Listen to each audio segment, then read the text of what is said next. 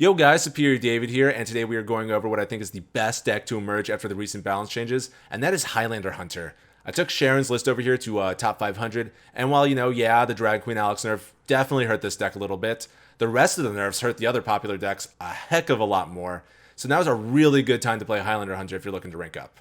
The general game plan for those not familiar is to curve out and play aggressively to get him face damage when you can, so you can close out the game with a big tempo swing or burst from your Highlander cards, so that's Zephyrus, Bran, or Dragon Queen Alex, or you can also get the job done with Nagrin Slam, especially in those slower matchups. This list is different from past Highlander Hunter lists in that we don't run a secret package or anti-weapon tech cards.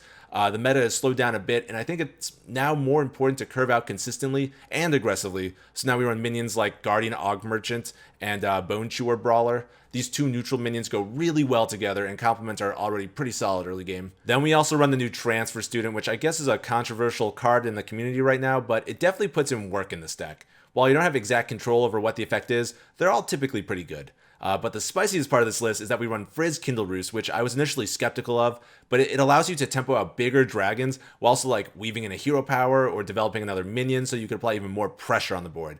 Overall, pleasantly surprised with Frizz. And now the mulligan for this deck is still relatively straightforward in that you want to make sure you can curve out, so generally you want to ensure that you have a 1-drop such as Blazing Battle Mage, Dwarven Sharpshooter, or Guardian Og Merchant so you can get on that board fast. Next, you want to be able to follow this up with a 2-drop to apply pressure, so preferably look for Imprisoned Felmaw, Transfer Student, Bone Chewer Brawler, or Fairy Dragon. And I think Scavenger's Ingenuity is okay in some instances, but I think most of the time you'd rather have that minion to play on turn 2. Then you always keep Zephyrus due to his flexibility, use him to fill out your curve if you need to, or save for lethal if you can, but I'd say the priority is to curve out, so don't be too greedy with that Zephyrus. In aggressive matchups, it's good to keep Desert Spear or Scale Rider just to have more early game tempo plays, while in slower matchups, you pretty much always keep Dino Tamer Bran because on curve Dino Tamer Bran is just insanely powerful. I'm sure we're all aware. He can close out games or apply just a ton of pressure out of nowhere. And then I think you also want to keep Stormhammer so you can repeatedly smack your opponent in the face for 3 damage every turn. We just have very powerful tools against slower decks. Finally, on the coin, I'll keep Rotnest Drake because it's a strong mid-game tempo swing, but sometimes, I'll even keep Rotnest from going first if I could curve out aggressively already. And then I haven't experimented much with this, but apparently it's worthwhile to keep Frizz against slower decks on the coin to discount your dragons ASAP. So just a spicy little idea for you big brain hunter players out there. But anyways, now we're going to get into some superior gameplay over here, so drop a like and subscribe if this video helped you out, because as always, it really helps me out. Let me know down in the comments if you still have any questions about the deck, or you can ask me over on Twitch where I stream every Tuesday, Thursday, and Saturday. Link will be down in that description. Now time for that superior gameplay. Do I keep a Diving Griffin? Probably not. I think there's better stuff we could get. I think if he has Desert Spear, that just cleans up the Griffin. Dear God, we lost this game. Unless oh God, we need a 1-drop, 2-drop here. Scale Rider's okay. This is just a really slow hand. But Scale Rider is, oh, thank goodness. If we had this turn 1, we were in a much better spot. But now we could play Scale Rider, clear this off next turn if he plays Fairy Dragon. Scale Rider's very good in the mirror. I think it's one of the higher mulligan win rate cards. Where typically it's not. Oh, okay, here we go. Here we go. I'm gonna develop the weapon.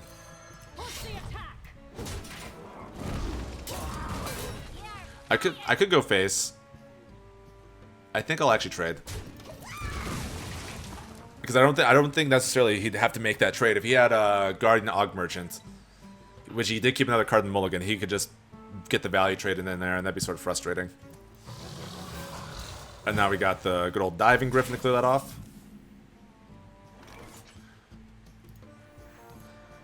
I wanted I want to develop tempo on the board, but we're just sort of clearing his stuff off, which isn't great. We do have this weapon, so we just need one slow turn, and we could do Scale Rider or weapon. Hey, Spork. How's it going, dude? We actually want him to get the Huffer here. I really don't want to have to get rid of this weapon. I could see us getting so blown out, though, if we don't deal with this. He has the coin. I feel like this might be Bran. I'm really worried about that.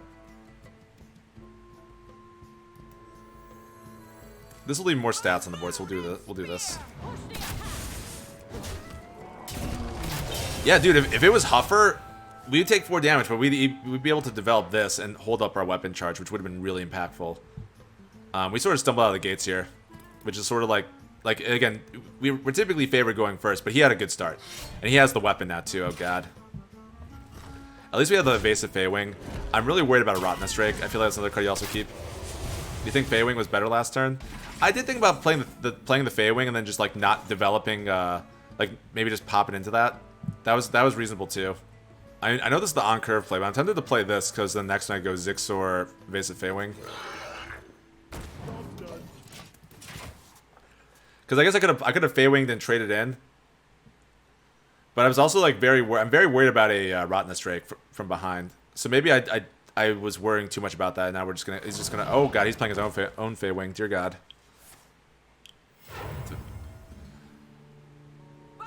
Ah. Oh man, there we go. That's what we needed. That's what we needed. Hells yeah. Oh my God, he just threw. Feywing more like Baywing. Oh yeah. Rush, Divine Shield, or we do Divine Shield. We can do Wind Fury. Nah, we'll do Rush, Divine Shield, and we'll. I think I'd rather have two bodies on the board. That like literally could lose in the game. Wow. Top 200 plays.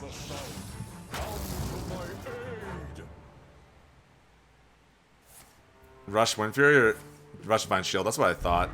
He's gonna just face tank this damage. Okay, so now we both don't have weapon. Top deck Rottenness Drake. Top deck Rottenness Drake. Let's go. Animal Companion.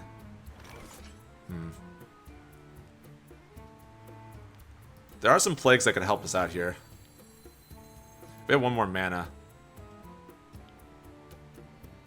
Let's see what we get off this. Plague of Flames, easy.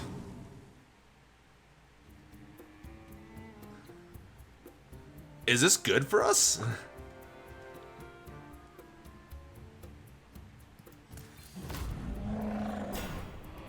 I'll go for it. I don't know. I don't know. I'm not sure if this is good. I'm not sure if this is good. It's definitely interesting. I'll give us that. I mean, we couldn't leave that up. We could not leave that up. I guess we could have, like... We could have. I was really hoping for Plague of Flames, though.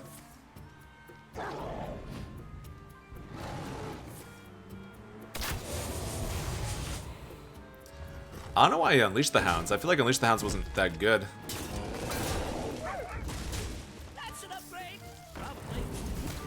So his hand must just not be good. If he's making plays like that.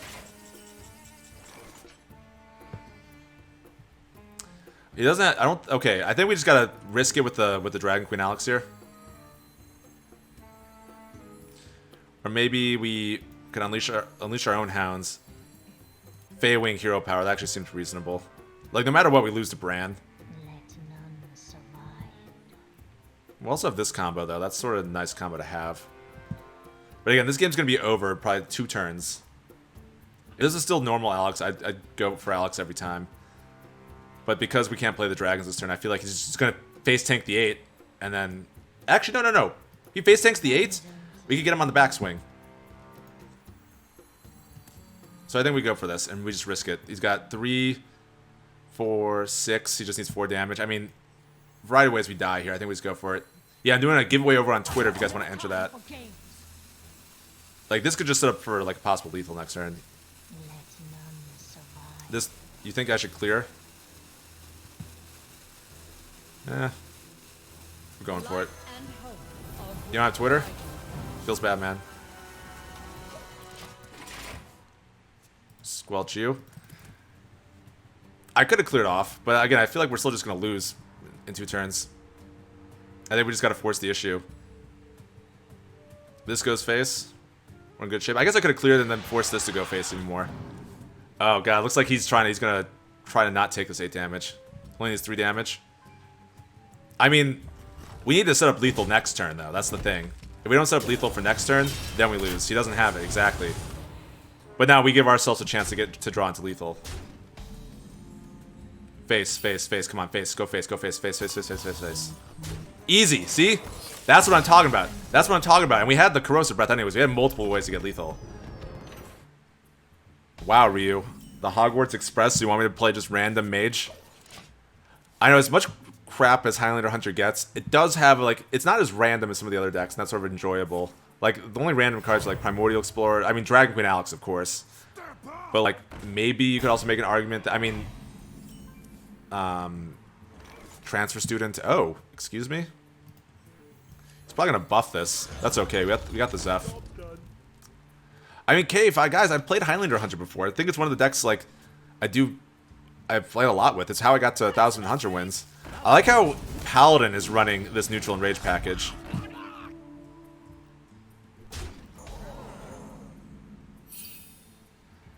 Zeph won't really do anything. I think we actually just do this.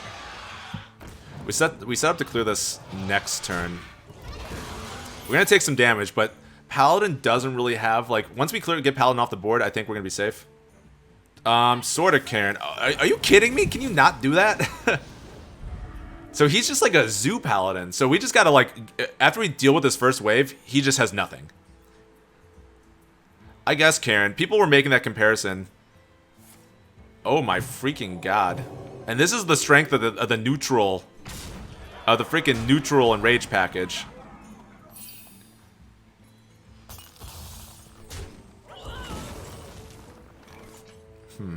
That was sort of annoying, because because now we can't clear off with Unleash the Hounds. What will Zeph even give us? Zeph's gotta help us somehow. Your wish is my suggestion. Yeah, I don't know, was it like Earthshock? Oh, Execute, that's actually really good. But now we're sort of behind. Yeah, we got... Elena is back, coming in with that Spear File, thank you so much. But yeah, Karen, I guess Troublemaker sort of is similar to Priestess of Fury. It's a bit slower, and it's in Warrior, though, so I don't know if it'll be as good. We got Mr. Fish ZOG. Wow. The OG himself. Thank you so much for the follow, dude. Very superior. This is just blowing my mind, this deck right now. I mean, easy Unleash the Hounds. Easiest Unleash the Hounds. I'm just trying to figure out, like, what can we clear off exactly? This probably needs to go.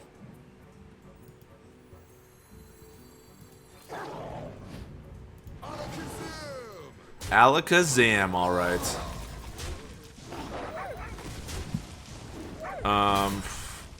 I mean, this will probably go. This should probably go. And then we do this. Blah, blah, blah, blah, blah. And we'll play for tempo. I'm sure there are people... Oh, crap. Dear God.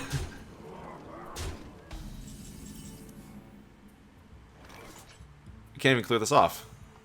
Can we? We can't.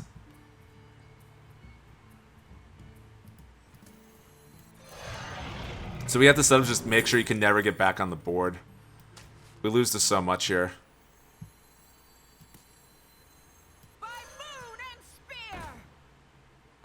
Can even just do that, I suppose. Then doink this. Yeah, I mean, frankly, well, squelch him. Frankly, he's just drawing really well. Because at the end of the day, look at his start and look at his hand now. He's just like, if as soon as he's like stops drawing cards he can play, we win. If we're gonna play this taunt, and we probably just lose. He's gonna lose here.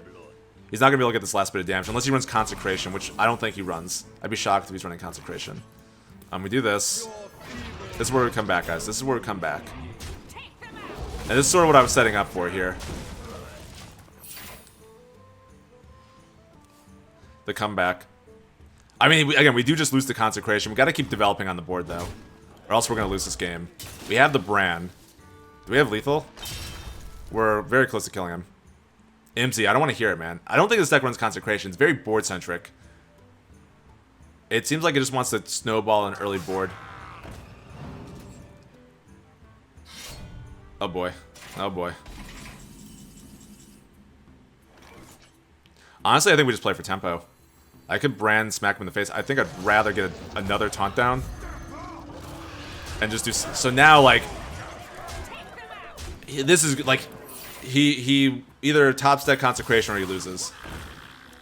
No consecration. No consecration. No consecration. No consecration. No consecration. No consecration. Come on. Come on. There we go. There we go. I guess I could if I could have brand him. If oh god, stop it, stop. No. No, no, no, no, no, no, no, no, no, no, no, no, no. Oh my god. There we go. There we go. Oh. Oh.